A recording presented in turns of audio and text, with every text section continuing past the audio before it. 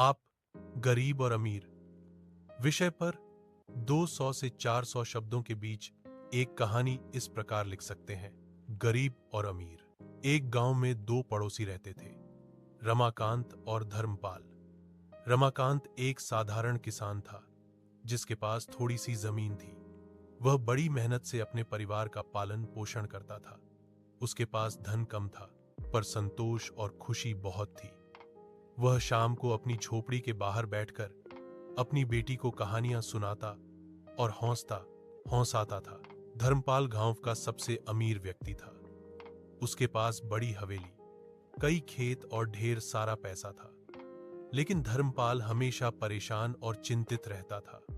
वह रात को ठीक से सो नहीं पाता था क्योंकि उसे हर समय अपने धन को सुरक्षित रखने की चिंता सताती रहती थी। उसे लगता था कि कहीं कोई उसका खजाना चुरा न ले। एक बार धर्मपाल ने रमाकांत को देर रात तक अपनी बेटी के साथ हंसते और बातें करते देखा।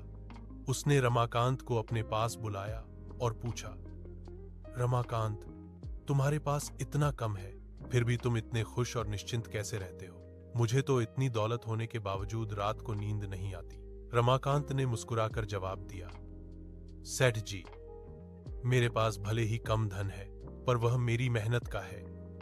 मुझे पता है कि कल का सूर्योदय फिर एक नई उम्मीद लेकर आएगा और मैं फिर से काम करूंगा। मुझे चोरी या किसी और चीज की चिंता नहीं है क्योंकि मेरे पास खोने के लिए केवल यही साधारण जीवन है। मेरी असली दौलत तो मेरा परिवार और मेरा संतोष है। धर्मपाल को रमाकांत की बात समझ आ गई। उसने महसूस किया कि असली अमीरी धन दौलत में नहीं बल्कि मन की शांति और संतोष में होती है। उसने फैसला किया कि अब वह अपनी दौलत को केवल जमा करने के बजाय लोगों की भलाई में लगाएगा और जीवन का सच्चा आनंद खोजेगा। शब्द सन